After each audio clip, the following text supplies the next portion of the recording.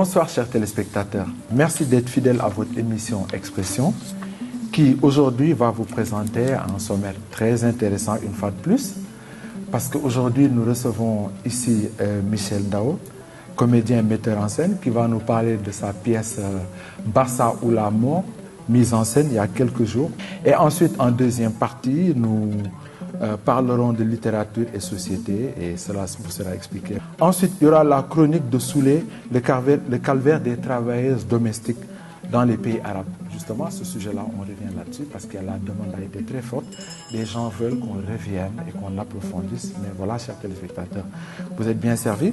Puis, on va prendre un prétexte, championnat mondial de surf organisé en Afrique, notamment au Sénégal. C'est un prétexte pour parler d'une demoiselle et innocente, vous dira de qui il s'agit. Michel Ndao, bonsoir. Bonsoir Paul. Merci d'être présent sur ce plateau. Michel Ndao, d'abord félicitations pour la pièce Barça ou la mort, parce que vous l'avez parfaitement réussi. Voilà, je serai comme d'habitude avec mes compagnons Innocente Courant. Innocente, bonsoir. Bonsoir Paul. Soulé, bonsoir. Bonsoir Paul. Voilà. Bonsoir Michel. Bonsoir. Alors Michel, on va commencer tout de suite. La première question qui nous vient à l'esprit, tout de suite comme ça. Michel, parce que c'est une pièce de théâtre que vous représentez. Michel, où en est d'abord globalement le théâtre gabonais? Ouh là là, vaste question.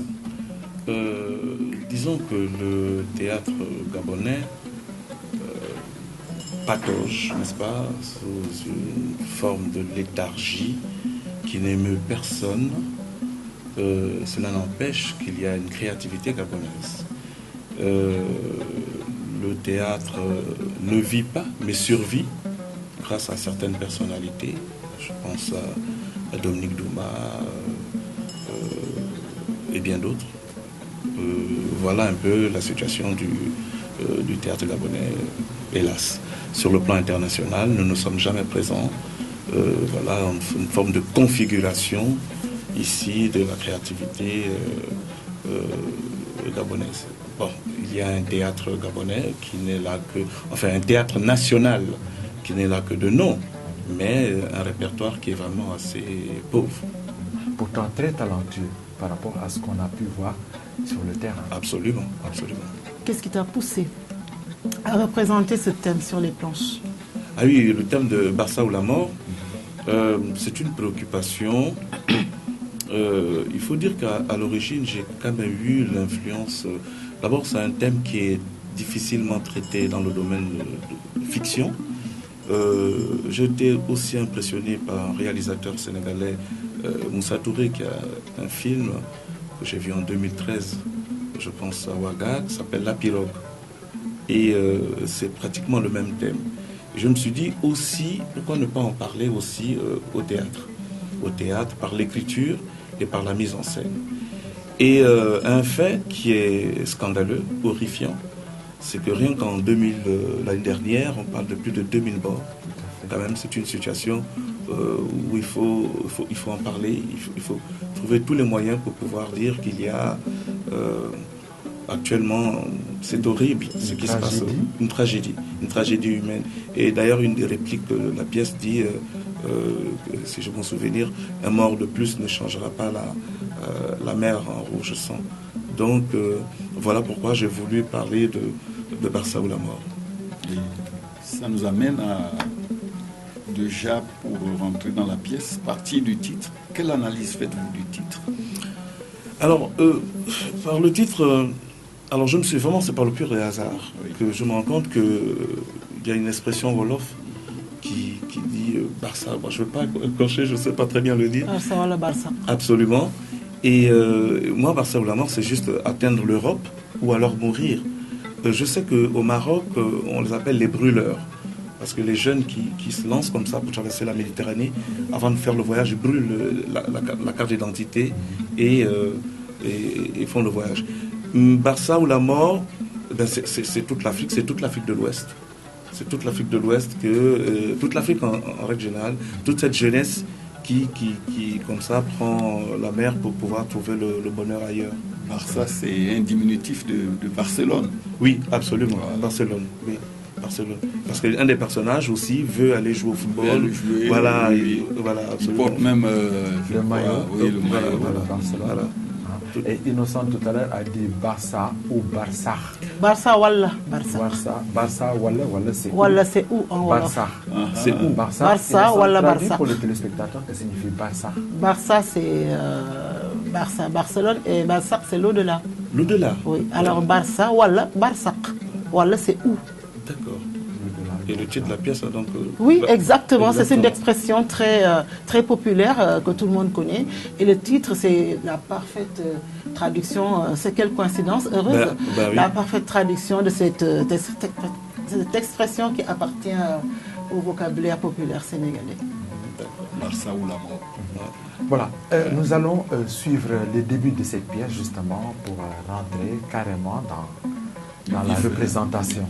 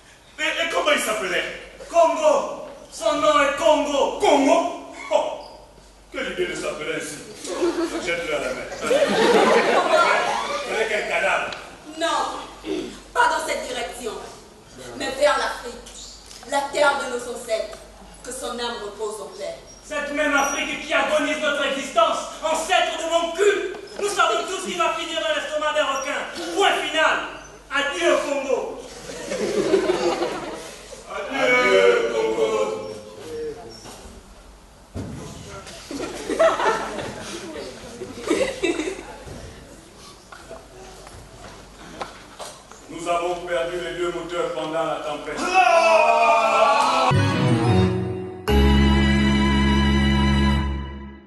C'est horrible. On est pris à la gorge dès le début de la représentation. Comment vont-ils finir? Qu'est-ce qui va se passer? L'homme infini dans cette immensité océanique avec des éléments déchaînés. Et voilà, Innocent, je pense que... Oui. Michel, le personnage qui est jeté à la mer, il s'appelle Congo. Et moi, je ne peux pas ne pas penser à la tragédie du roi Christophe avec Césaire. Christophe agonisant s'adresse à un jeune homme, Congo, qui semble être l'espoir qui va continuer la révolution pour que l'Afrique triomphe dans la tragédie du roi Christophe. Et je vois ici Congo, un personnage qui porte le même nom, qui meurt et qui est jeté à la mer. Alors j'ai peur de penser que c'est une vision pessimiste de l'Afrique. Je ne sais pas si c'est une vision pessimiste de l'Afrique, mais telle que ça se présente ici, c'est le personnage, le premier personnage, n'est-ce pas, qui tombe dans la mer. Est-il jeune? On ne dit rien de lui, pas grand-chose, sauf qu'il s'appelle Congo et que c'est le premier à mourir. Bon, j'ai pas eu en 2013, vous permettez, je pense en 2013, le Théâtre National Daniel Sorano du Sénégal c'était ici à Libreville, ils ont donné une représentation justement de la tragédie du roi Christophe. Certains de mes comédiens ont travaillé, moi hélas je n'ai pas travaillé avec cette équipe-là. Mais le personnage Congo, pour moi, c'était un clin d'œil aussi pour l'Afrique centrale. Parce que c'est une thématique, on m'a dit plusieurs fois, oh non, mais c'est une thématique qui appartient aux artistes de l'Afrique de l'Ouest. Je me suis dit non, c'est aussi pour dire que justement, aussi au niveau de l'Afrique centrale, on est beaucoup concerné par cette fuite des cerveaux. Donc c'était juste pour voilà, et donner ce nom, ça va plus loin parce qu'on dit, on retrouve ses papiers. Il s'appelle Léopold Congo pour faire le petit. Il est né à Pointe-Noire, etc. Oui. Voilà, c'est juste comme ça. Oui, c'est un avertissement, quoi. Un avertissement aux Africains de l'Afrique centrale, aux ressortissants de l'Afrique centrale. Et toute l'Afrique, pratiquement. Toute l'Afrique, oui. Qu'on voit un mort. Parce que les victimes ne sont pas seulement originaires de l'Afrique de l'Ouest. Oui, bien sûr, évidemment. Elles pourraient être également originaires de l'Afrique centrale. Oui, parce que les gens ont du mal à croire, on dit toujours cet exode en prenant la mer, c'est régulièrement, ou la Guinée, le Burkina, voilà, mais alors que là, le Cameroun à côté, le Congo et le Gabon aussi, beaucoup de jeunes se retrouvent dans cette situation. C'est juste ce petit clin d'œil, on va donner ce personnage-là le nom de Congo. Michel, combien de temps a-t-il fallu pour monter cette pièce, cette représentation-là? 4 mois. Il a fallu 4 mois de répétition pour créer ce spectacle. Disons que c'est quand même la dernière création de l'atelier Yénon, le nom de la structure de travail. Donc ça nous a fallu 4 mois pratiquement de répétition. Au début, personnellement, je ne devais pas jouer. Mais voilà, les circonstances, un comédien nous a lâchés à la dernière minute. Il a fallu justement pouvoir le remplacer. Il a fallu 4 mois de répétition, découvrir le texte, le corriger, le changer, ensuite passer à l'écriture scénique, parce que c'est quand même assez difficile de pouvoir faire une mise en espace dans une barque comme ça. C'est un peu minuscule. Donc tout est bien codifié. Moi j'ai une petite crainte pour une grande pièce comme celle-là qui traite un sujet aussi grave. Quel est l'avenir de la pièce? Est-ce que vous envisagez des représentations à une grande échelle et surtout en direction des victimes? En direction des victimes, oui. L'avenir de la pièce. Parce que la forme de théâtre de rue aurait peut-être été aussi, oui, judicieuse pour atteindre... Aussi, malgré le fait qu'on joue avec un écran derrière, mais c'est une possibilité de jouer en espace public et imaginer la mer, rien qu'avec le jeu. L'avenir de la pièce, justement, c'est le combat perpétuel. C'est mon engagement. On dit souvent, Michel Ndao, vous êtes un artiste engagé. Moi, je dis, mon engagement n'est pas sur la thématique que je développe. Mon engagement est sur la place que je veux donner à la création gabonaise, au théâtre gabonais, en disant qu'il existe un théâtre gabonais. De la même façon, il y a quelques années, on parlait de s'il existait une littérature gabonaise, mais c'est pour la même chose aujourd'hui au théâtre. Et mon engagement, c'est ça. L'avenir de la pièce, là, nous allons tenter déjà d'être présents au Massa Abidjan pour 2020. Envoyer quelques extraits, c'est l'occasion de vous remercier d'ailleurs pour les images, et je les utiliser pour pouvoir envoyer quelques extraits, et par la suite voir avec les instituts. Il ne faut pas tenter, il faut être au Massa, hein. Il faut faire pour y être. Ah oui, c'est une pièce majeure. Oui. Absolument, merci. Grande pièce. Merci beaucoup. Michel, il n'y a pas possibilité de collaborer avec, je ne sais pas moi, le Théâtre National Daniel Sorano pour faire une représentation là-bas avec les artistes de là-bas. Ça permettrait également, puisque les zones de départ, c'est cette partie de l'Afrique. Absolument. Là, peut-être que votre message aurait une répercussion beaucoup plus suivie par les concernés également, après avoir conscientisé, comme on le dit maintenant, l'Afrique centrale, revenir sur là où il y a les Les départs. premiers acteurs même. Il n'y a pas possibilité. Mais nous restons ouverts à toutes les possibilités. Nous restons ouverts à toutes les possibilités via le Théâtre national du Gabon, la possibilité de contacter le grand théâtre Daniel Sorano du côté du Sénégal déjà. Je pense qu'au niveau d'une forme de coopération ou de collaboration, il y a une possibilité d'envisager ça dans ce sens-là. Ce qu'il faut dire aussi, c'est qu'il faut éviter le piège des salles. Oui. Un peu comme on l'a observé avec le mouvement de la négritude, qui est un très grand mouvement, qui avait un projet très sérieux, mais du fait du choix de la langue, on peut dire que ce mouvement a échoué. Voilà. C'est une faiblesse, une des limites du mouvement de la négritude. Si on reste dans les salles, cette pièce n'atteindra pas totalement ses objectifs. Il faut tout faire pour aller vers les victimes, même s'ils sont dans la rue, même si elles sont dans la rue.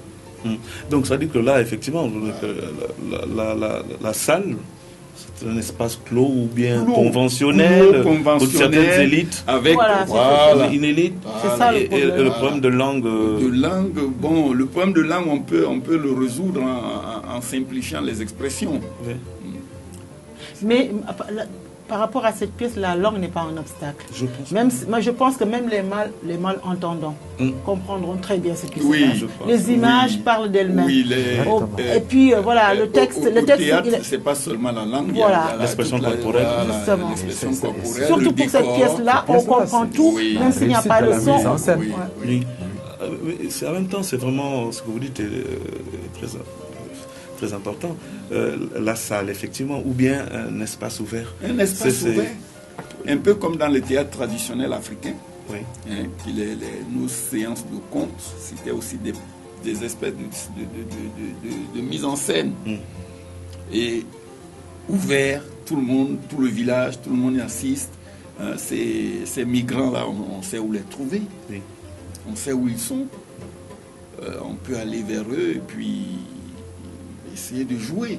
Ouais, et ça, lui, il a fait il a joué sa partition. C'est, je pense, du ressort des pouvoirs publics. Bien sûr. Ministère de la Culture. Le ministère de la Culture, ça il faut le dire clairement. Voilà une grande pièce qu'il faut faire jouer partout, partout en Afrique. Savoir que si les gens ne viennent pas au théâtre, c'est au théâtre d'aller vers le public. C'est ça. On va encore suivre une autre séquence. Et voici que mon corps m'abandonne. Tu voudrais que je ne me nourrisse pas? Mourir avant que l'aventure ne commence? Non! Ce morceau de porc est une aubaine et qui es-tu pour prétendre connaître la volonté de Dieu? Je crois à la vie spirituelle. Oh! L'homme affamé doit apprendre à se nourrir de la parole de Dieu. Moi je mange, non? Maria.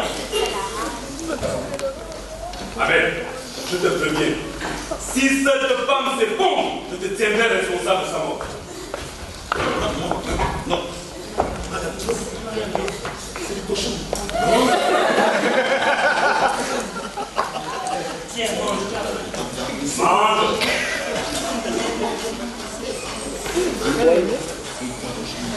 Que Dieu me pardonne. J'ai besoin de force pour fortifier mon âme et mon corps. Pour te glorifier, Seigneur. Je reconnais mon péché. Renoncer à une attitude négative et consacrer ma vie entière à la prière. Ô confession insignifiante femme, tu incarnes le péché originel. À toi tout seul, tu as la faiblesse et le mal. Ainsi parla l'imam Ahmed, le ministre du culte islamique devant l'Éternel. Non, tu as besoin d'une bonne connexion. Du bien Dieu. Oh là, vous êtes où? Vous voulez nous foutre là, non? Vous réglerez vos problèmes sur la terre ferme, pas dans mon bateau. L'océan est à tout le monde, mais ce bateau est le mien. Donc ici, pas de guerre religieuse.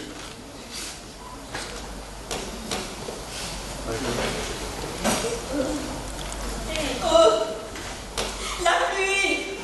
La pluie! La pluie!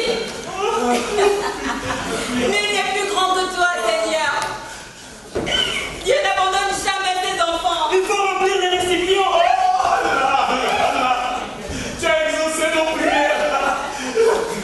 Rien de mieux qu'une bonne flûte pour apaiser les tensions et rafraîchir l'atmosphère.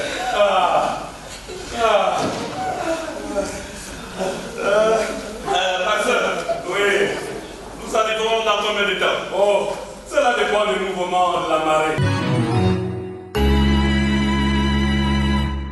Je pense que Souley Oui, a une préoccupation. Alors Michel, Oui. nous venons de voir une séquence là, au niveau des causes de cet exode. Est-ce que cette pièce donne une mesure exacte des causes de l'exode? Elle essaye quand même, la pièce essaye d'en parler. L'une des causes majeures déjà Oui. pour les jeunes, Oui.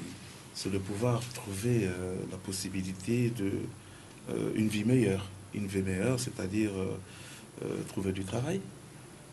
Dieu seul sait qu'il y a du travail en Afrique, mais peut-être que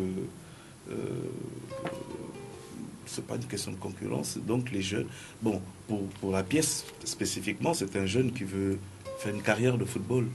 Et pour eux, tout le monde, il veut aller à Barcelone.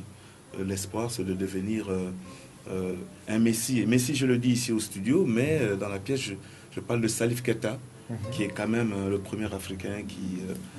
voilà. Donc pour le football, ce jeune, c'est aller jouer au football en Europe, ou espérer devenir un futur Drogba ou je ne sais qui. Est-ce que ce n'est pas le caractère inhospitalier des cadres de l'environnement dans lequel se trouvent ces jeunes? Beaucoup qui ne sont pas Dans leur pays respectif. Dans leur pays respectif. Oui, forcément. C'est le caractère inhospitalier de l'environnement. La situation, oui, Ouais. absolument. Ils ne bénéficient parfois pas de contexte familial. Au niveau de l'action gouvernementale, ils ne se sentent pas concernés par tous les projets.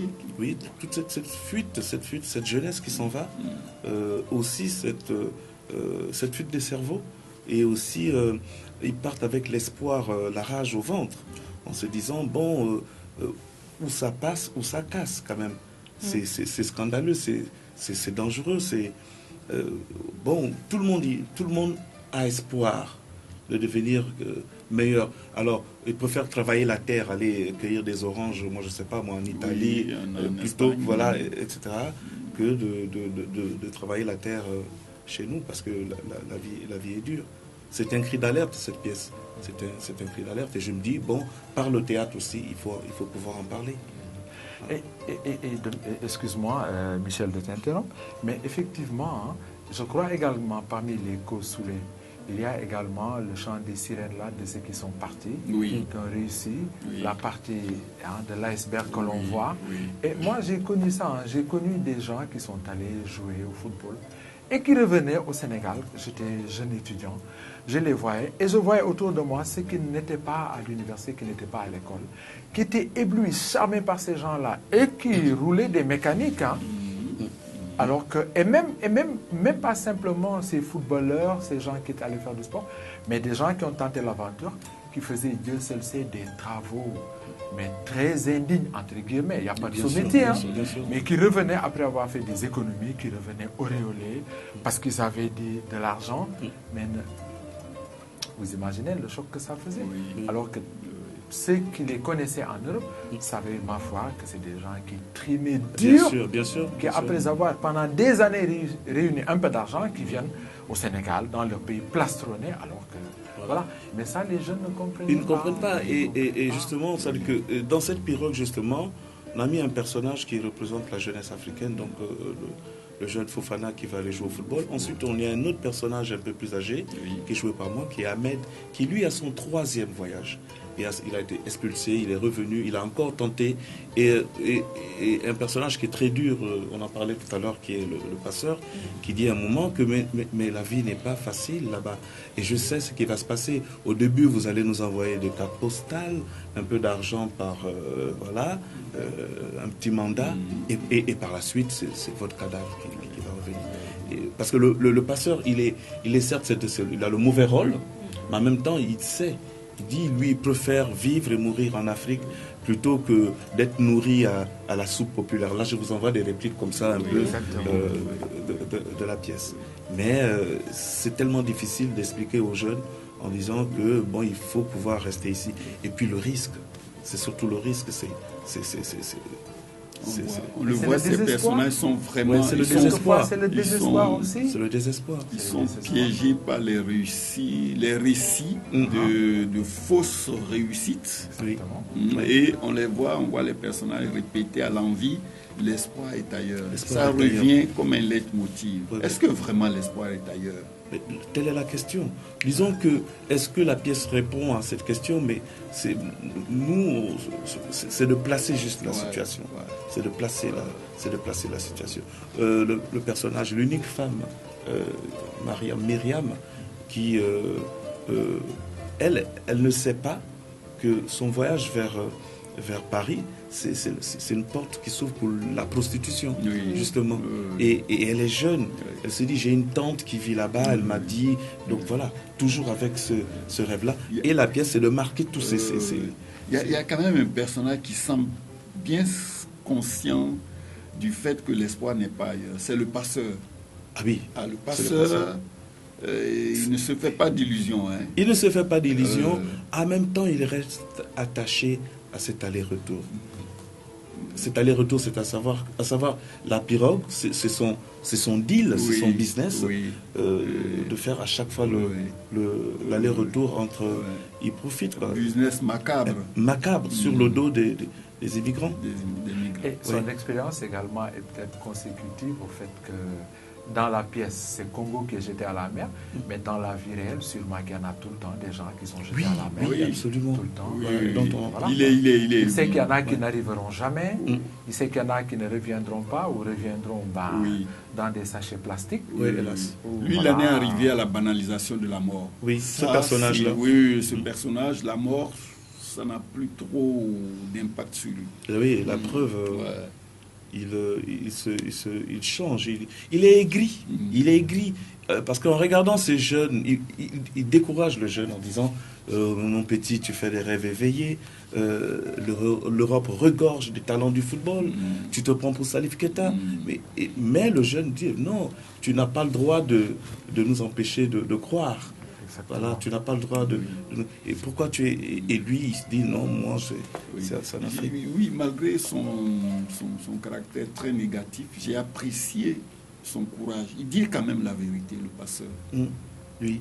Il dit la vérité. Il dit la vérité en ce sens que, non, il ne faut pas rêver. Et c'est vrai, il y a beaucoup de postulants pour les équipes de football en France, en Europe, mais ce n'est pas tous qui réussissent. Absolument. Voilà. C'est pas tout ce qui réussit. On a pris le football comme exemple, mais dans beaucoup de domaines. Bien sûr. On va suivre une autre séquence. Ensuite, Innocente, je sens que tu trépignes d'impatience. Vous nous en donnerez un coup de fil, une carte postale, de l'argent, ensuite votre cadavre. Mais l'essence est faite. Que tes parents t'entendent. Demain, tu diras à qui voudra t'entendre. J'ai connu Fofana. Yes. L'avant-centre du football club Barcelone.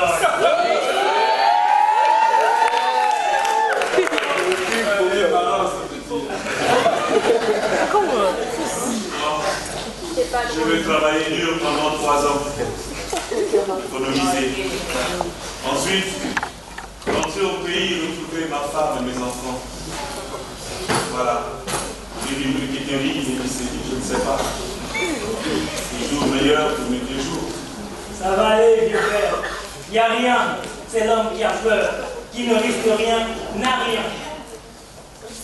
Et la gazelle du désert, quelle est ta destination finale?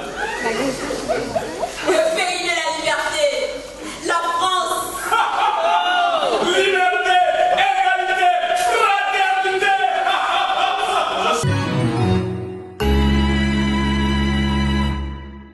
Nous avons vu la séquence qui concerne les rêves de tous ceux qui veulent s'échapper de l'Afrique. Et en même temps, la pièce elle est tragique. Et on voit souvent qu'il y a pendant la représentation, il y a des spectateurs qui riaient. Est-ce qu'on peut penser que le tragique est très amusant? Par exemple, les répliques les répliques du passeur. Et quand le jeune Fofana se défend et a ses positions de kung-fu, mais on ne peut pas ne pas rire. Oui, forcément. Voilà, mais après, peut-être qu'il y a certains moments tellement douloureux qu'on veut continuer à rire tout simplement. Et puis voilà. Par rapport à la pièce, tu nous dis, hein, je reviens à te poser des questions, tu nous dis que la pirogue symbolise l'Afrique. Je voudrais quelques explications. Oui, c'est une métaphore voulue, dans le sens une Afrique complètement ballottée par rapport au monde, n'est-ce pas? D'où cette image de la pirogue, une Afrique qui, au vu des Nations Unies, n'arrive pas encore à avoir une orientation. J'ose le dire, et je le dis vraiment froidement, c'est un point de vue, on peut me contredire. Donc, pour nous, effectivement, cette pirogue est à l'image de l'Afrique, de par les personnages qui passent le temps à se quereller, à se faire des guerres, à choisir entre ce qu'il faut manger ou ne pas manger, entre la foi aussi, parce qu'il y a une question de foi. Exactement. Et l'image de la pirogue au milieu de l'océan, c'est un peu la place de l'Afrique. En même temps, cette pirogue, c'est un lieu, c'est le seul reconfort, hein, parce qu'une réplique de la pièce dit, le pasteur dit, notre Afrique est terre hospitalière, reste-y, et l'autre Ahmed de répondre, notre Afrique enterre ses enfants. Donc voilà, et c'est une vision. C'est une vision. Tel le front dans la profondeur. Oh.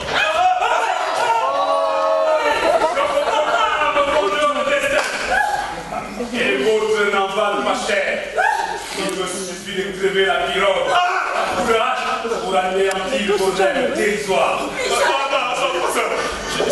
Je t'en prie, ne fais pas ça. Je n'ai plus rien à faire. Pourquoi j'ai pris la mer? J'aurais tenté ma chance au milieu de nulle part. Traversant le désert des jours comme des nuits. La traversée du désert.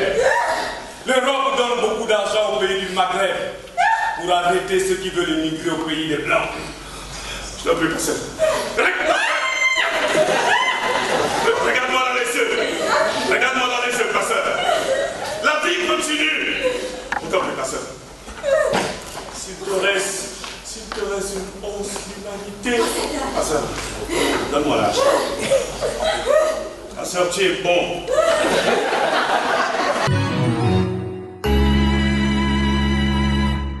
Michel Daoud, je reviens encore une fois de plus sur les préoccupations qui sont les miennes et sûrement les vôtres. Où en est-on aujourd'hui, véritablement, pour la construction d'une salle de théâtre, d'un théâtre? Ah, grande question. Chez nous. Grande question, et c'est que nous sommes obligés de squatter au niveau de l'Institut français. Excuse-moi, parce que c'est une bataille que mène depuis fort longtemps. Laurent Owondo, Ambouré Bigman, Dominique Douma, et sûrement toi aussi, et d'autres. Bien sûr. Tous ceux qui aiment ce pays, tous ceux qui se battent pour la culture. Absolument. Une ville sans un théâtre, c'est incompréhensible, c'est inadmissible. Voilà. Mais cela résume en même temps la situation de l'État gabonais vis-à-vis des arts, et spécifiquement du théâtre. Un pays sans théâtre, une ville sans un théâtre, il y a de quoi se poser la question. Alors, nous avons une démarche au niveau de l'atelier Yeno, c'est de faire du théâtre de proximité. Ça ne répond pas à la question, mais c'est d'avoir un petit théâtre d'une 60aine de places au quartier où on donne des spectacles à ciel ouvert. J'ai d'ailleurs, par l'occasion, invité le ministre de la Culture actuel à venir voir cet espace. Mais toujours est-il que on attend toujours la possibilité d'un grand théâtre pour pouvoir... mais plutôt que d'attendre, c'est de se donner en représentation et c'est de pouvoir tout régulièrement créer. C'est mon engagement. C'est déjà une solution par rapport à ce théâtre de rue, théâtre de proximité, etc. Oui. À la fin de la représentation, tu as dit c'est la première et peut-être la dernière représentation. Pourquoi? Mais la question des innocents est d'autant plus pertinente que nous, on était en première ligne, quoi, première loge. Et Michel, on a senti votre émotion. Michel, vous avez quasiment fui pour ne pas verser des larmes, on l'a senti. Hein. Oui, parce que le résultat on a eu mal pour vous. Hein. J'imagine, je suis un peu désolé, mais c'est parce que c'est une situation qui dure. Une situation qui dure. Quand on a passé plus de 5 mois à créer un spectacle et qu'on ne peut donner qu'une seule représentation sur un vrai théâtre. Qui est l'auteur de cette restriction? Qui est à l'origine de cette restriction? Ben, disons, déjà, l'Institut français déjà, parce que moi je m'appuie dessus, je dis déjà l'Institut français sans gêne et puis le gouvernement, l'État gabonais. Bon, on va se dire qu'on va donner une représentation, je sais pas, à l'intérieur du pays, mais pour jouer dans quelle salle ou dans quel espace. Donc, effectivement, et aussi ce moment d'émotion, je pense à tous les jeunes qui travaillent avec moi. Voilà, absolument. Et ils se disent, bon voilà, on donne un spectacle pour une seule représentation. C'est quand même dommage en se disant pourquoi ce spectacle ne peut pas être vu à Conakry, pourquoi ce spectacle ne peut pas. Donc il y a vraiment un problème. Donc il faut se battre régulièrement pour être présent à certaines rencontres de théâtre. Et au départ, on disait il faut de la qualité, il faut un spectacle de qualité. Aujourd'hui, le discours de l'Institut français, c'est bon, d'accord, on donne juste au niveau de la sous-région, par exemple, aller jouer à côté en se disant bon, mais combien de parle de rentabilité maintenant. D'accord, rentabilité, combien de personnes vont venir voir à l'Institut français de Brazzaville, ils viendront voir le spectacle. Est-ce que c'est rentable? C'est une autre question. Aujourd'hui, les hommes de théâtre de par le monde ont réduit, que ce soit au niveau de l'écriture, que ce soit au niveau de la création, on réduit le nombre de personnages en pensant, voilà, on va prendre un train, on va prendre un avion. Voilà, donc il y a des contraintes comme ça pour pouvoir se déplacer. Et comme on le dit aujourd'hui, moi je suis bien content d'être au plateau de télévision ici pour en parler, parce que nous ne sommes pas présents. Je veux dire, la création gabonaise n'est pas présente. Et cela n'empêche personne de... tout va pour le mieux, tout va bien. Et par contre, il y a une problématique, c'est de savoir qu'une pièce créée comme ça et puis va mourir dans 2 ou 3 jours. Bon, aujourd'hui, on s'attache aux images, mais c'est le théâtre vivant, c'est pas par la vidéo. Il faut pas désespérer, il faut tout faire au-delà du Gabon, essayer de vous produire ailleurs. Absolument. Il y a des pays qui ont des salles, il y a des pays qui sont concernés, dont la jeunesse est sérieusement concernée par ce problème de crise migratoire. Il faut tout faire pour jouer cette pièce. Et la captation peut permettre peut-être de ne pas perdre la pièce en... Oui, bien sûr, des traces. Parce que j'ai eu à assister à des représentations de pièces uniques avec Gata. Oui, Gata, voilà, par exemple, à ça, moi, j'ai pas compris pourquoi cette pièce n'a pas été diffusée à la télévision. Je pense que le système de captation est une solution en attendant qu'on ait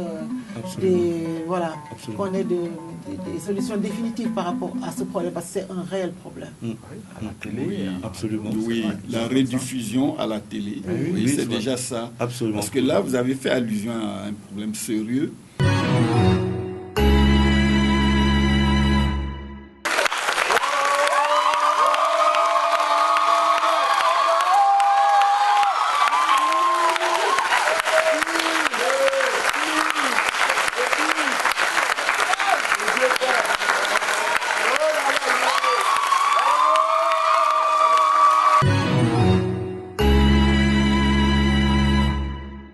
faut se battre. Il faut se battre. Deuxième partie, chers téléspectateurs, nous allons parler de littérature et société. Enseignement, voilà. Et on va voir une image d'abord, une séquence. On va écouter Innocent et qui a posé des questions. Professeur documentaliste de Blaise Pascal à Blaise Pascal pour les secondes en enseignement d'exploration. Littérature et société, c'est un enseignement d'exploration, donc obligatoire pour toutes les classes de seconde. Et en ce qui concerne la littérature et société, ils le suivent pendant un semestre. Voilà. En fait, l'objectif de cet enseignement, c'est de donner le goût pour des études en sciences humaines. Pendant l'autre semestre, en fait, ils suivent un enseignement plus orienté vers les sciences.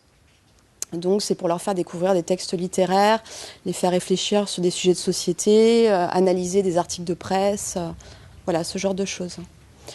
C'est un enseignement qui est encadré par plusieurs professeurs. Donc, en l'occurrence, pour le projet qui nous intéresse, on avait Madame Courant, donc, qui est professeure de lettres, Monsieur Obiang, professeur d'histoire-géographie et d'enseignement moral et civique, et moi-même, donc, en tant que professeur documentaliste. Alors, pourquoi 3 professeurs ? Parce que, comme son nom l'indique, en fait, c'est un enseignement qui croise les lettres, mais aussi des thèmes relatifs à la société et qui nécessite beaucoup de recherche documentaire. Nous, on a évalué les élèves d'une manière formative, c'est-à-dire tout au long du projet. On a évalué leur implication, on a évalué leur sérieux, le dynamisme qu'ils ont mis dans ce projet, et puis voilà.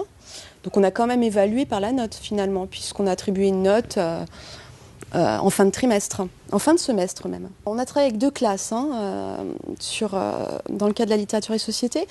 Dès le début du projet, on leur a proposé de choisir un thème. Donc il y a une première classe qui a choisi le thème de la sexualité, tout simplement parce que c'est une thématique qui les intéresse. Et la deuxième classe a choisi les drogues. Voilà. Donc il s'agissait de choisir un thème et ensuite de choisir un sujet sur lequel débattre. Donc les élèves ont travaillé par groupe de 4 ou 5. À partir du thème général, ils ont dégagé un sujet de débat. Si on prend la sexualité par exemple, on a un groupe qui a travaillé sur la question peut-on interdire le viol peut-on interdire l'avortement en cas de viol ? Pour la thématique relative aux drogues, on a un groupe qui a travaillé sur pour ou contre les salles de shooting.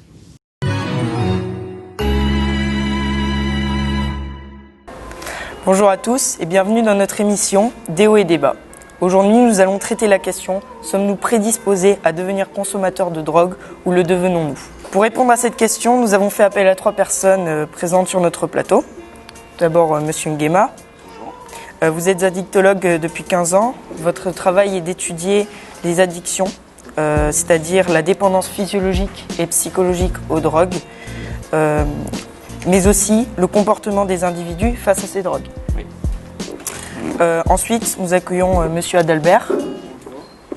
Vous êtes un ancien toxicomane et vous affirmez le fait que l'on devient consommateur de drogue par influence et non pas par prédisposition. Et enfin, Monsieur Atrache.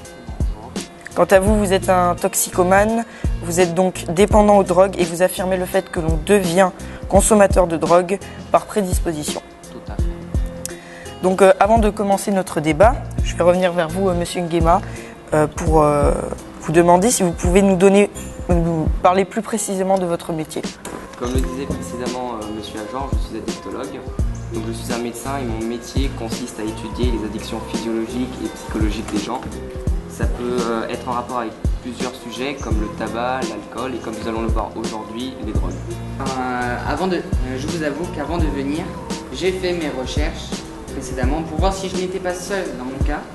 Et j'ai trouvé, selon une neuroscientifique, excusez-moi, directrice de recherche du CNRS, qui est du nom de Catherine Lemoine, qui dit, je cite, il y a une partie extrinsèque qui englobe la culture familiale, famille de buveurs ou de fumeurs, les expériences et étapes de la vie, traverser l'adolescence ou vivre des drames, mais aussi des facteurs socio-économiques, comme la précarité.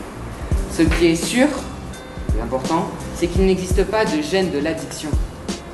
Excusez-moi, mais vous ne développez qu'une partie de sa thèse. Cette neuroscientifique dit qu'il y a une partie intrinsèque qui comprend des facteurs biologiques, génétiques, physiologiques ou comportementaux. L'impulsivité, la difficulté à contrôler son comportement. Vous n'avez pas d'autres exemples? Mesdames et messieurs, bonjour. Nous nous retrouvons aujourd'hui sur Des hauts et des bas et le sujet du jour c'est pour ou contre les salles de shoot. Je pense que les salles de shoot ne sont pas la bonne solution car elles entretiennent l'addiction au lieu de la soigner. Je pense qu'il y a de meilleures solutions qui ont été prouvées dans plusieurs pays qui montrent que les salles de shoot ne sont pas la bonne solution. La salle de shoot est l'une des meilleures façons de passer d'une politique de sevrage. C'est un premier palier pour arrêter les consommateurs de drogue. Bonjour à tous, alors comme je vous l'ai dit, je suis boulanger et représentant des riverains Lavoisière contre les salles de shoot à Paris. Alors ce que je peux dire moi, c'est que depuis le lancement de cette salle, j'ai observé une forte hausse de la criminalité. Donc on observe des drogués de plus en plus dans les rues. Par exemple, des drogués qui squattent les autolibes ou bien des bagarres répétées dans les rues. Donc il y a une forte insécurité. Les riverains ne se sentent pas bien. Je suis moi-même riverain. J'ai un commerce dans le centre du quartier. Et donc j'ai très peu de clients et le commerce est en chute libre. Donc je trouve ça inacceptable. Voilà. Bonjour à tous, je suis Mégane Morel et vous êtes les bienvenus sur votre émission de débat Des hauts et des bas. Donc tout d'abord, merci de m'avoir invité sur votre plateau aujourd'hui. Comme vous l'avez dit avant, je suis sociologue spécialisée dans la jeunesse. Alors, il est bien vrai que l'apologie des drogues dans les clips de rap peut être vue comme une expression artistique, mais je pense que les rappeurs ne pensent pas assez à leur influence sur leurs auditeurs. Et pour ne pas se faire influencer, il faut avoir une grandeur d'esprit, ce qui peut manquer de plus en plus chez nos enfants de nos jours. Xayani, sachant que vous êtes rappeuse et réalisatrice de vos propres raps, de vos propres clips de rap, quel est votre point de vue par rapport à cette apologie ? De mon point de vue, je ne produis pas de clips de rap présentant de la drogue, mais il ne faut pas oublier que dans ce monde, nous avons le droit d'exprimer ce que l'on ressent. Donc je trouve qu'il est tout à fait normal que certains producteurs de clips ainsi que rappeurs expriment leur point de vue à travers leur art et leur passion. Personnellement, je me droguais, mais je n'en parle pas dans mes chansons car cela est trop dur pour moi et je n'aimerais pas influencer d'autres personnes. Bonjour et bienvenue mesdames et messieurs sur ce plateau de Des hauts et des bas. Aujourd'hui, nous allons traiter le sujet des drogues dans le monde. Et il y a de cela quelques semaines, nous avons effectué un sondage pour la question du jour qui est la suivante. L'alcool et le tabac font-ils partie des drogues ? Eh bien, tout d'abord, je vais définir ce qu'est la drogue. La drogue est une substance toxique qui a des effets néfastes sur le cerveau et qui modifie le comportement et les perceptions de l'individu. Ce qui est le cas du tabac et de l'alcool, car la cigarette est composée principalement de nicotine qui est présente à l'état naturel et qui est responsable de la dépendance des consommateurs. Et quant à l'alcool, il n'a aucun but lucratif et expose l'organisme à des atteintes de tous les systèmes tels que hépatiques, nerveuses et cardiovasculaires. Donc, à mon avis, à partir du moment où une personne consomme ces substances innaturelles et nuisibles à sa santé, elle est addicte. Bonjour, merci de m'avoir invité. Je ne suis absolument pas d'accord avec ce qu'a dit Gracia. Je ne pense pas que le tabac et l'alcool fassent partie des drogues, car comme vous l'avez dit, certes, elles ont des effets néfastes pour la santé, mais cela arrive plus tardivement que vous ne le pensiez.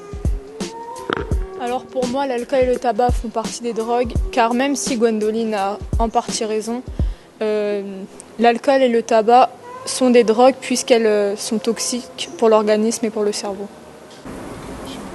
Bonjour et bienvenue à tous dans notre émission Déo et Débat. Aujourd'hui, nous allons débattre sur le sujet de la drogue et nous allons essayer de répondre à la question: faut-il soigner ou punir les consommateurs de drogue? Je suis mère d'un adolescent qui vient juste d'avoir 17 ans et ça fait déjà 2 ans qu'il est consommateur de plusieurs types de drogues. Il passe de moins en moins de temps à la maison et commence à influencer son petit frère de 14 ans. Je suis un policier. Lorsque je suis en patrouille dans la rue, j'interpelle souvent des jeunes qui consomment de plus en plus de stupéfiants. Cela me choque.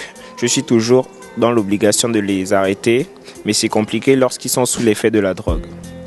Et ils ne sont pas tout le temps sans arme blanche. Et j'en ai marre de toujours mettre ma vie en danger face à des enfants qui ne contrôlent pas ce qu'ils font. Et je pense que le gouvernement devrait y remédier. Nous avons essayé de soigner, mais ça n'a rien changé. Donc je pense que le gouvernement devrait être plus strict là-dessus grâce à des amendes ou des peines de prison. Alors moi je suis psychologue, ce qui fait que j'ai pu rencontrer tout type de personnes dans ma vie et je comprends à peu près le psychisme des hommes et des femmes. Et je pense personnellement que le fait de soigner un addict est indispensable, certes, mais c'est loin d'être suffisant. Car je pense que s'il n'y a aucune punition derrière, donc rien ne découragera les gens à éviter de se droguer.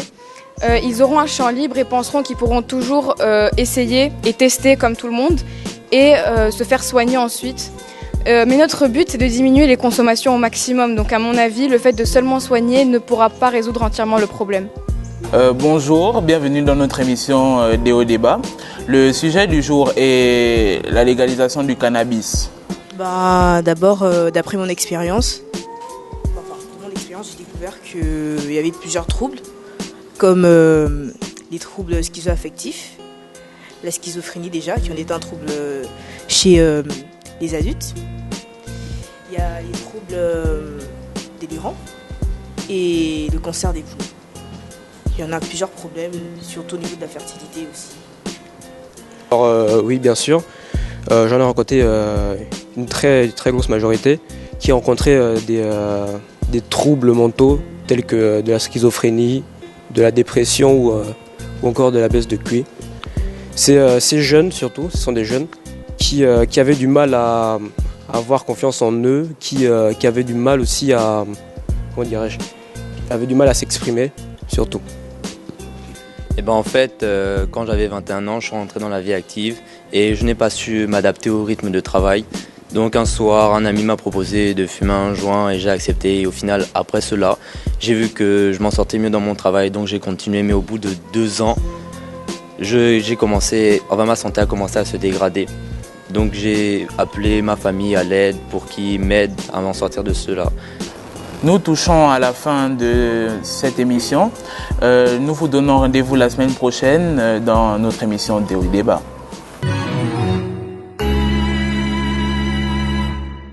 Oui, alors je pense qu'ils se sont sentis investis parce qu'ils ont été acteurs de A à Z. C'est vraiment un enseignement qui permet ce qu'on appelle la pédagogie de projet. Du coup, ils ont vraiment toujours été très actifs en fait pendant les séances, puisque pendant plusieurs semaines, il s'agissait de faire des recherches documentaires. Donc ils ont été formés à la méthodologie documentaire. Il s'agissait de questionner leur sujet, il s'agissait d'utiliser le catalogue de la bibliothèque, de repérer des sources, de noter les références, de localiser ensuite les documents dans le centre documentaire, puis d'exploiter ces documents et de dégager en fait les informations dont ils avaient besoin pour jouer leur rôle. Parce que c'est vrai que j'ai oublié de dire que par groupe de 4 ou 5, ils traitaient une question, mais sous la forme d'un jeu de rôle. Voilà, donc il s'agissait bien de dégager dans les documents trouvés des arguments, des informations pour endosser leur rôle finalement. Voilà, je pense que c'est ça qui les a motivés en fait.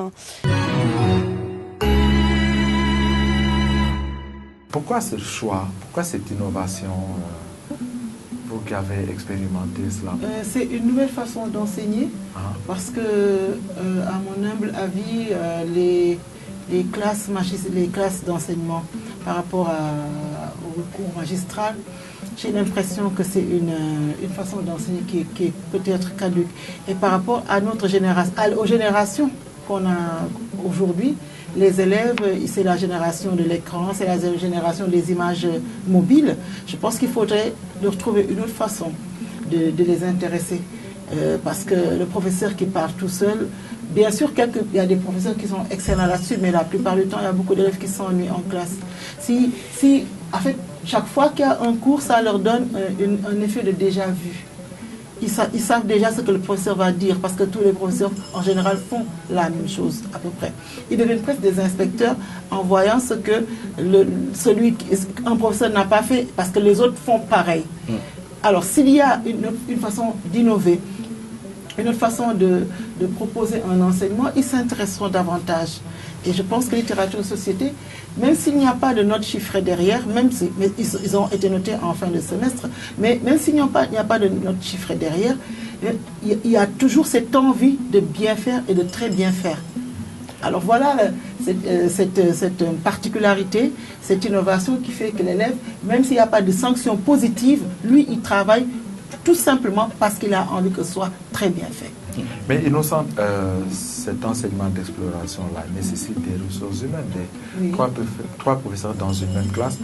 Si on voulait expérimenter ça dans les systèmes de nos écoles publiques, où il n'y a peut-être pas suffisamment d'enseignants, est-ce que c'est possible?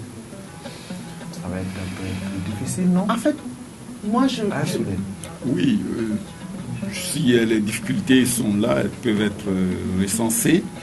Mais comme innovation, il faut saluer la démarche. Ça me fait penser un peu à quelque chose qui a été essayé il y a 2 ans au niveau des classes du premier cycle, qu'ils ont intitulé EPI, enseignement plus pratique interdisciplinaire. Et là, à 3, ils se mettent ensemble pour mettre un élève au centre d'un apprentissage. Des élèves. Oui, des élèves, par groupe. Donc, c'est une démarche qui est prometteuse parce que l'enfant se documente, l'apprenant fouille, apprend les techniques de recherche. Il faut déjà qu'il y ait une bibliothèque. Voilà, il faut qu'il y ait une bibliothèque. Ce que nous n'avons pas très souvent. C'est pas évident dans les établissements que nous connaissons. Il fait quoi? Il écrit. Il faut donc l'assistance du professeur de lettres pour une construction du discours, la grammaire, la construction des phrases, la construction des paragraphes. Bref, l'écriture. Et je pense que là, c'est assez complet. On peut insister là-dessus. Et enfin, ils parlent du sujet qui les intéresse. Parce que parfois, l'enseignement dans sa forme classique ressemble un peu à une gavade. L'enfant ne veut pas manger quelque chose, on le gave.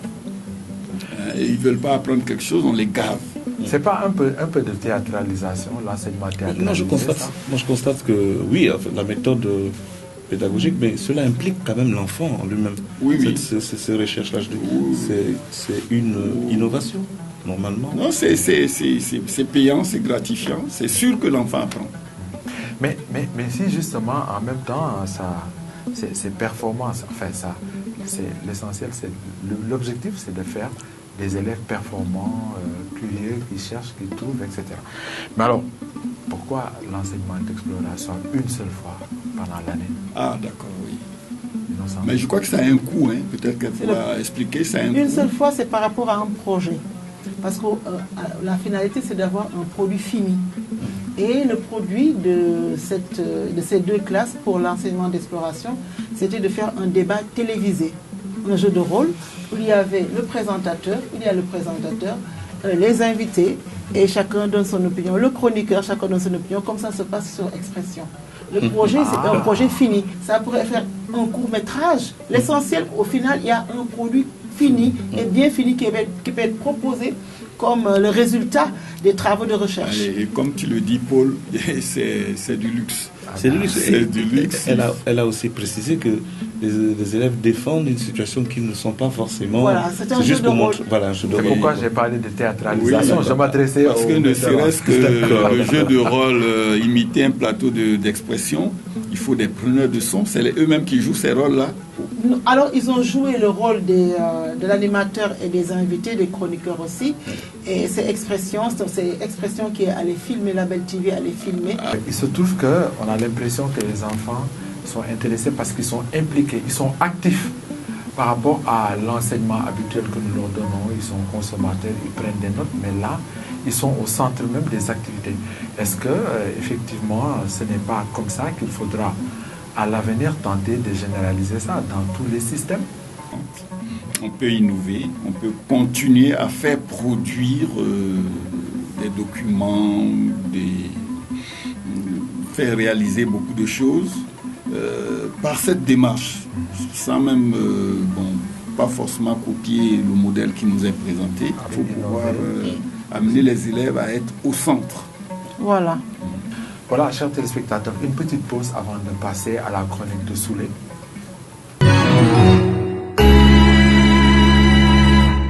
Nous allons passer à la séquence Soulé. Et la maltraitance des domestiques dans les pays arabes, essentiellement. Oui. Alors, quels sont les faits? Ces filles qui quittent leur Éthiopie natale, la Philippines, l'Afghanistan, et surtout beaucoup de pays africains, l'Ouganda, le Kenya, le Togo, le Sénégal, le Mali, se retrouvent dans des villas cossues, et dans les Émirats, au Liban, en Arabie Saoudite, au Koweït, mais en Tunisie, dans des conditions inhumaines. Mal logés, mal nourris, et n'ont presque droit à rien. Ils doivent parfois travailler 18 heures par jour, s'il vous plaît. De 4 heures à 22 heures pour certains. Les témoignages sont très nombreux sur les réseaux sociaux. Et vraiment, c'est la souffrance. Alors, Soulé, oui. Je pense qu'on a choisi de reparler de cette chronique-là une deuxième fois, dans la mesure où c'est une fidèle téléspectatrice qui s'est indignée de la situation, bien sûr, de ces femmes dans les pays arabes. Mais la question qu'elle nous pose, c'est de savoir, est-ce que nous avons réglé le problème chez nous avant de pointer le doigt sur les autres, vers les autres? Dans la mesure où, dans un pays comme le Sénégal, le travail des domestiques n'est pas réglementé. Si toutefois l'employeur arrive, en général les employeurs qui amènent des domestiques dans les pays arabes, ces domestiques étaient en général leurs domestiques au Sénégal. Et comme elle est efficace, ils lui proposent de l'amener, de partir avec elle. En général, c'est comme ça que ça se passe. Et si cet employeur-là, il ne sent aucune législation autour de lui, il ne sent aucune réglementation. Au Sénégal, la domestique, elle est dans son pays. Maintenant, si elle quitte ce pays pour aller ailleurs, elle est moins protégée et l'employeur se donne tous les droits. Quand il est de mauvaise foi, ce n'est pas une bonne personne, il se donne tous les droits. Est-ce que ce ne serait pas, excusez-moi, je vais y arriver, est-ce que ce ne serait pas à nos pays de légiférer, de protéger ces personnes-là, d'abord sur leur propre territoire? Et si toutefois il y a un départ pour ailleurs, que les ambassades fassent le suivi. Et que se fasse le suivi. Mais ces personnes-là, même chez nous en Afrique, nous avons des personnes qui maltraitent leurs propres compatriotes. D'accord? Quelle que soit la raison pour laquelle cette domestique travaille, quelquefois c'est une fille du village qui est confiée à une famille de la ville, quelquefois c'est une fille qui a besoin d'argent. En tout cas, quelle que soit la raison pour laquelle elle est domestique, il faudrait la protéger. C'est parce que justement, les États n'ont pas légiféré. En ce qui concerne ce domaine-là d'exploitation des compétences d'une autre personne, oui. Et voilà pourquoi c'est pire ailleurs. Et je pense qu'on ne peut pas jeter l'opprobre sur les autres quand nous-mêmes nous sommes incapables de protéger nos propres concitoyens. Oui, ta remarque est pertinente, effectivement. Il ne faut pas se cacher. C'est une réalité aussi triste, même dans nos pays. Exactement. Mais ce n'est pas l'absence de législation. Hein. Il y a des pays qui ont légiféré, mais entre la théorie et la pratique, il y a un grand fossé. Oui, mais dans certains pays, on va vous dire que le SMIC est de 80 000. Mais qu'on commence... ces 80 000 ne sont pas appliqués aux ménagères. Mais qu'on commence d'abord à faire appliquer la loi. Après, on pourrait sanctionner ceux qui ne la respectent pas. Dans certains pays, il y a même des polices de mœurs. Voilà, mais maintenant, s'il y a un vide juridique, c'est plus compliqué. Il y a une police des mœurs, mais elle est comme inefficace. Pourquoi? Parce que souvent les victimes sont dans des lieux clos qui échappent à l'attention du public. Donc la police reste dehors, il faut une dénonciation, il faut une information pour arriver et constater. On connaît, par exemple ici, il est interdit d'employer des enfants n'importe comment. Bien sûr, oui. Michel, est-ce qu'au passage, il y a cette protection des travailleurs, travailleuses et effectives, domestiques et effectives? Ici, on parle plus d'exploitation des enfants. Également. L'exploitation des enfants. Donc c'est bien ce que vous disiez. Oui, c'est poursuivable. Oui, on s'expose à des poursuites judiciaires. Mais souvent, ces personnes-là ne sont pas des enfants. Elles sont, juridiquement, elles sont majeures. Oui, il y a l'exploitation des enfants, il y a l'exploitation simplement des domestiques en âge de travailler, mais qui sont vraiment exploités. Et dans aucun pays, l'exploitation n'est autorisée. Ça fait partie des questions de droits de l'homme. Mais il faut, comme tu le dis, il faut qu'on soit plus regardant. Regardant chez nous d'abord, c'est ça la façon de chez nous. Et ça c'est juste, oui. C'est vrai que c'est facile de voir la poutre dans l'œil de l'autre. Oui. Je vois la paille dans l'œil de l'autre et ne pas voir la poutre. Mais c'est vrai, parfois quand on est en face de certains frères gabonais, on le dit fièrement, oui, les ménagères chez moi c'est 10 000 francs. Mais ce n'est pas un sujet de fierté, 10 000 francs. 10 000 francs, c'est quoi 10 000 francs? Qu'est-ce que ça vaut? Ça, c'est une forme d'exploitation. Ouais, c'est une forme d'exploitation. Donc, il faut que les pouvoirs publics... D'autant plus chez nous et à l'extérieur, c'est encore plus grave. Imagine que être nourri, vous n'êtes pas chez vous, être nourri, mal nourri, ou même parfois... Mais à partir du moment où on mange parfois, on lui réserve parfois les restes de table. Ouais. Il y a même le pire, c'est privé de liberté. Oui, il y en a qui n'ont pas droit à un seul jour de congé. Elles sont privées de liberté, elles sont mal nourries, elles ne dorment pas assez, elles ne se reposent pas assez. Et il y a des cas où il y a des violences sexuelles. Où elles servent d'esclaves sexuelles aux hommes de la maison. Voilà, beaucoup d'abus. Des violences. Pourquoi spécifiquement au monde Il y a un témoignage que j'ai suivi, une dame arrivée de son Togo natal. Au Liban, on lui demande de se laver et elle devait se laver pendant 2 heures sous le regard des enfants, de la dame. Elle se lave, on lui dit oui, lave là. Elle devait se laver une toilette de 2 heures sous le regard des enfants. Des enfants aussi. Ouais, mais c'est pas un hasard, c'est une culture. Elle s'est lavée pendant 2 heures du temps.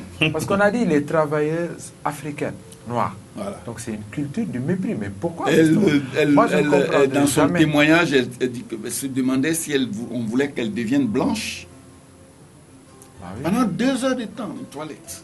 Et sous le regard des enfants, de la dame, de l'homme. Je crois que ça, c'est pas un accueil. C'est traumatisant toute sa vie. Oui. Elle ne peut pas oublier cela. Et c'est comme elle le disait tantôt, des victimes d'abus sexuels. Et oui, ça dérive toujours. Des violences, des violences verbales. Elles sont battues. Et n'en pouvant plus, souvent elles se suicident.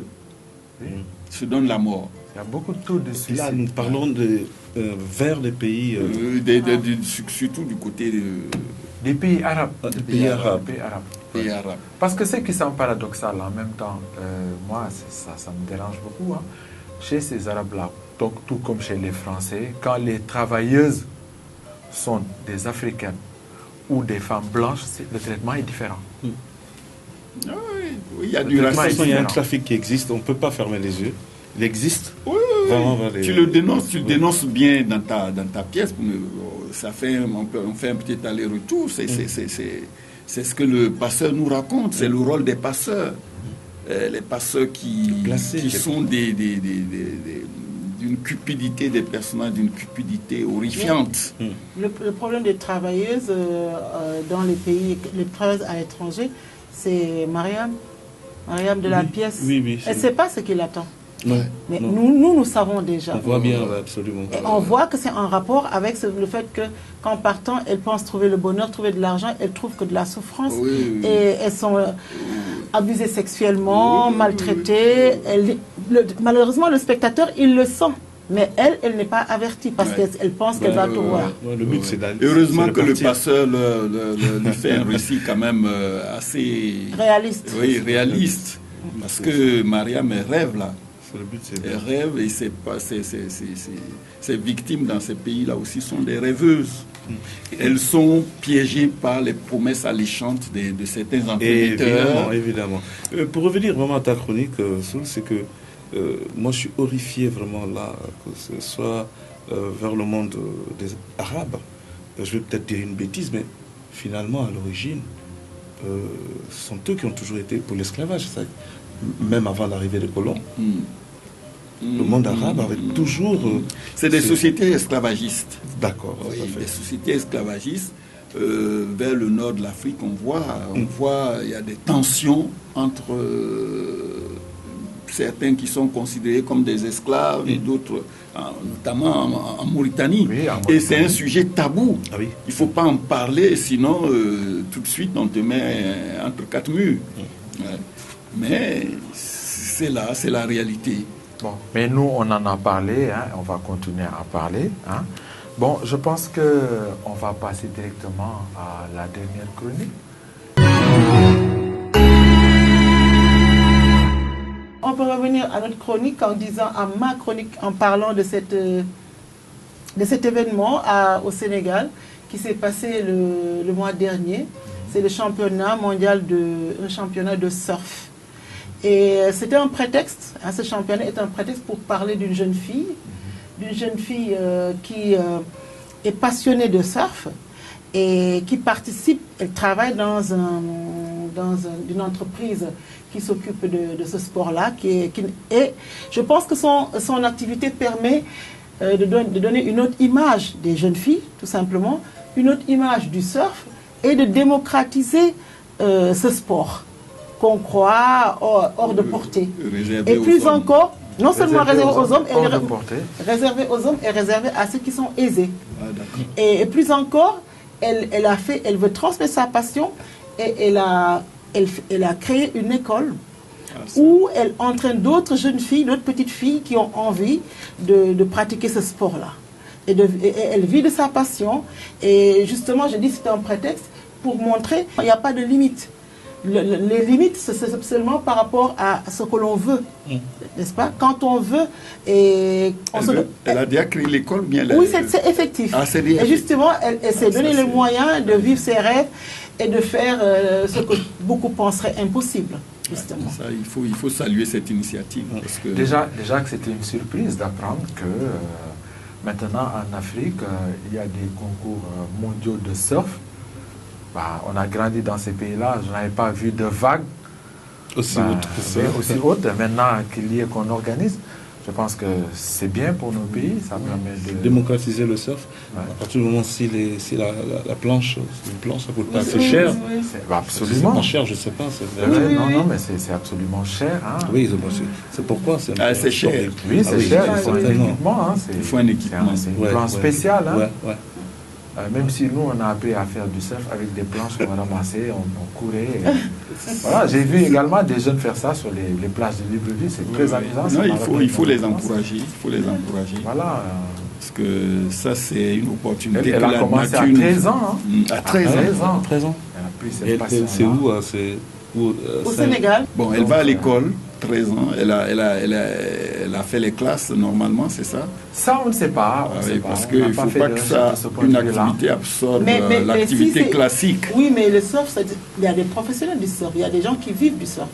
C'est leur métier, c'est leur gagne-pain. Il y a des personnes qui... comme les guides touristiques. Hein. Mais c'est comme le sport professionnel en général. Oui, c'est-à-dire que l'école, l'enseignement général... Oui, mais pour cette école, elle va être rémunérée. Ce qui veut dire qu'elle a un emploi. Oui, parler de musculation, parler de sport, parler du corps, il faut une certaine formation. Mais elle est dans une structure qui s'occupe du surf et elle entraîne des jeunes gens, de petites filles. Ah, très bien. Elle a vendu une chaussure, elle a vendu au bord de mer, ça c'est oui, c'est sûr, c'est sûr. Ça doit être une lébou, c'est sûrement une lébou, une sérère comme innocente. Hein. Voilà, c'est sûrement pas une peule qui ont peur de l'eau. Oui, c'est une certitude ou des préjugés? Non, les peuls, les halpoulars, ils m'entendent. Non, les peuls, c'est bon, les cousins de la plaisanterie entre les peuls et les non-peuls. Voilà, je pense que c'est une fierté pour l'Afrique de voir que des sports qui apparaissent inaccessibles deviennent de plus en plus popularisés chez nous. Et rien n'exclut que demain, on fasse des champions du monde, des champions d'Afrique, des championnats d'Afrique par région, par sous-région, et qu'on prenne les premières marches des podiums dans le monde, pourquoi pas, comme les autres sports. Parce que s'il y a quelque chose dont on a beaucoup, qui ne nous manque pas en Afrique, c'est bien la mer. C'est bien la mer, hein, voilà. On doit parler cinéma, Innocent? Oui, cinéma, bon... Ou bien tu veux qu'on revienne sur... Non, on pourrait parler pas de cinéma expressément. Le fait qu'on reparte à Dakar, c'est un hasard. Hein. Je voulais parler d'une nouvelle série qu'on voit dans une chaîne de télévision. Donc, rubrique cinéma. La série s'appelle Sakho et Mangane.